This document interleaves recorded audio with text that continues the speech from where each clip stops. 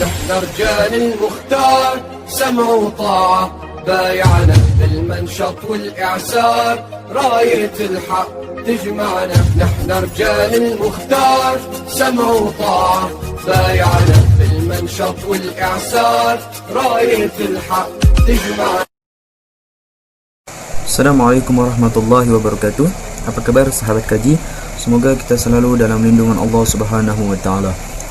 Sesuai dengan cuplikan video yang telah saya upload beberapa waktu lalu, pada kesempatan kali ini kita akan sedikit mendanggapi dari seseorang yang katanya sih ya, dia murtadin. Katanya dia seorang murtadin. Maka dari itu bahkan dia pun mengakui dia adalah seorang hajah yang ingin membangun sebuah Islamic Center. Masya Allah ya. Namun kita lihat saja apa yang mereka saksikan. Ya biasa, ini cara mereka untuk melakukan apa ya. Ya saya juga tidak tahu, wallahu a'lam, cara mereka untuk melakukan apa. Cuman kebanyakan kita mengetahui, kita melihat mereka ini memberikan sebuah kesaksian. Nah begitu pula dengan video ini. Karena videonya begitu lama, jadi saya hanya mengambil bagian-bagian yang perlu sekiranya dibahas. Ini video sekitar 30 menitan dan akan saya bagi menjadi dua part. Yang ini adalah part pertama. Insyaallah hari Jumat kita lanjut membahas. Jadi pada part ini kita akan membahas 5 statement beliau. Kita ke video yang pertama. Saudara yang terkasih, malam ini saya akan berbicara tentang kehidupan saya, bagaimana saya hidup sebelum saya mengenal Yesus Kristus dan setelah saya mengenal Yesus Kristus, dan bagaimana Tuhan ada untuk kami satu keluarga bisa mengenal kedahsyatan Tuhan dalam menyelamatkan jiwa saya, anak-anak saya, dan rumah kami yang menjadi mesbah Allah. Saudara yang terkasih, malam ini saya akan memperkenalkan diri saya.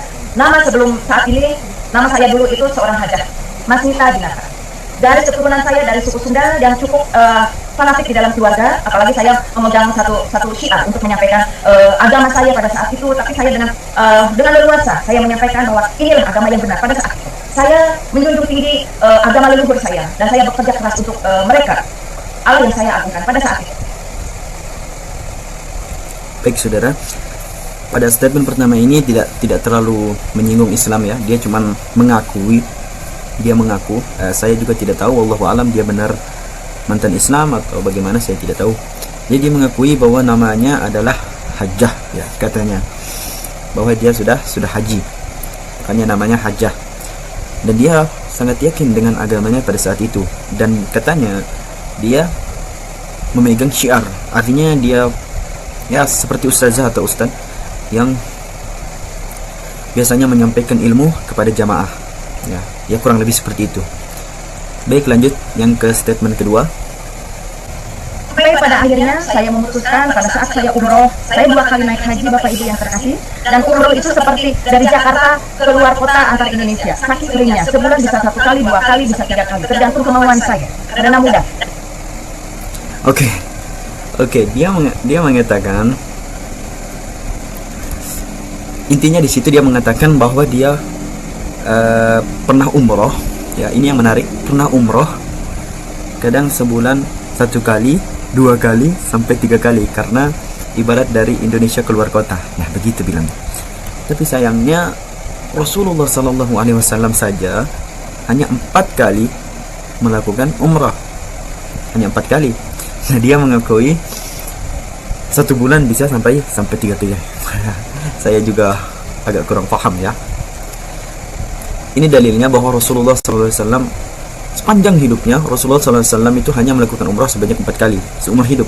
Dari Ibnu Abbas, ia berkata Rasulullah SAW mengerjakan umrah sebanyak 4 kali, yaitu umrah Hudaybiyah, yang kedua adalah umrah Qada, yang ketiga adalah umrah ketiga dari Ji'ranah, dan yang keempat adalah umrah yang bersamaan dengan pelaksanaan haji beliau. Jadi umrah yang dilakukan bersamaan saat haji. Hadis riwayat Tirmizi nomor 816 dan Ibnu Majah nomor 2450. Rasulullah saja hanya melakukan umrah sebanyak 4 kali.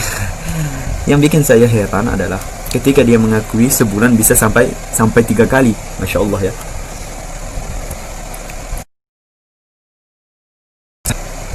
Di kolom komentar bagaimana seharusnya kita menanggapi seseorang yang terlalu bagaimana ya. Baiklah, tanpa bertele-tele kita lanjut ke video yang ketiga.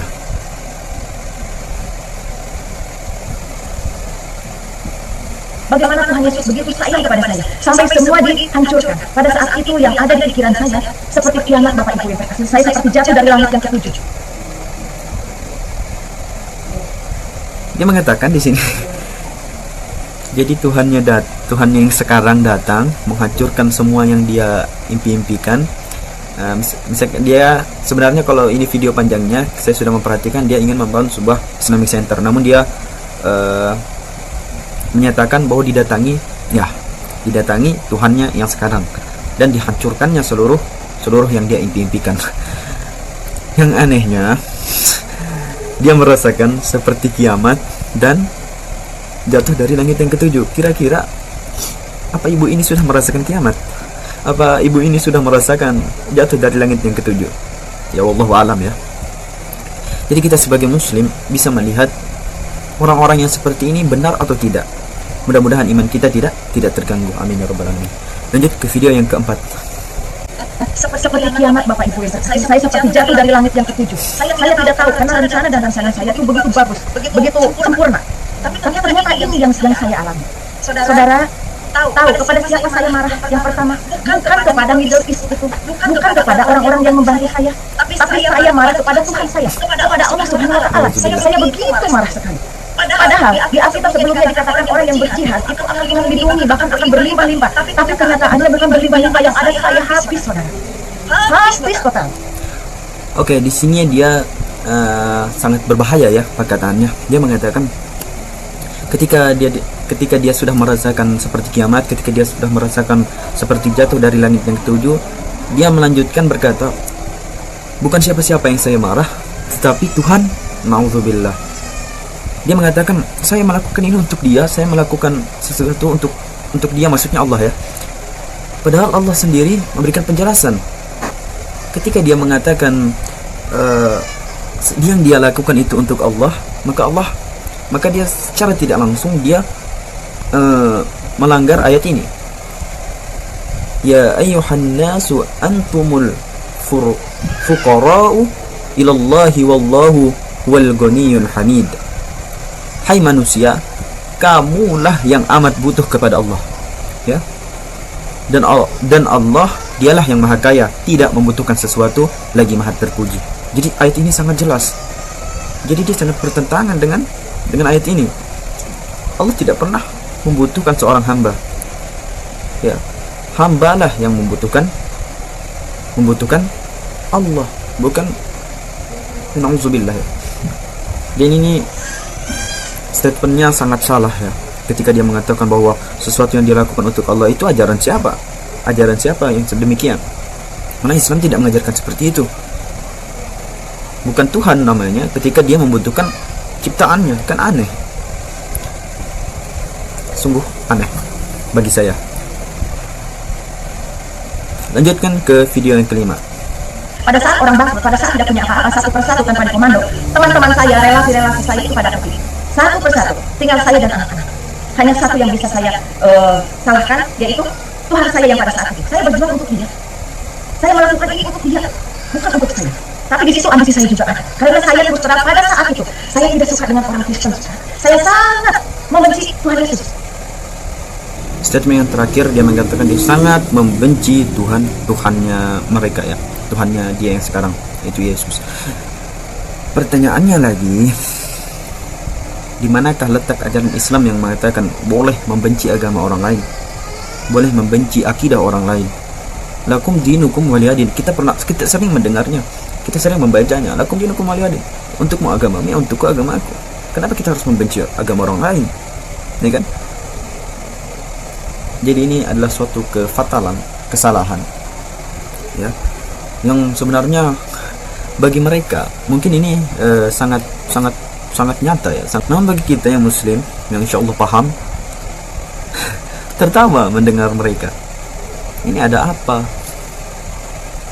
Ini sebenarnya kalau kita ingin membawa ke jalur hukum, wow, betapa banyak manusia yang memenuhi penjara. betapa banyak para manusia yang seperti ini yang masuk penjara. Belum lagi kita melihat channelnya Bapak Yusuf Manubulu, ya mungkin semuanya pada pernah lihat. Na'udzubillah. Ya saudara, mungkin sekian dulu videonya.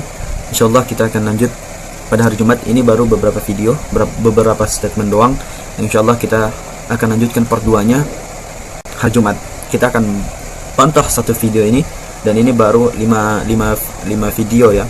Aslinya dalam satu video itu saya pisah-pisahkan, saya mencari yang mana itu yang menarik untuk kita bahas, karena selain merendahkan Islam itu pemahaman mereka salah, ya kan? Dan insyaallah videonya segini dulu. Sekian. Assalamualaikum warahmatullahi wabarakatuh.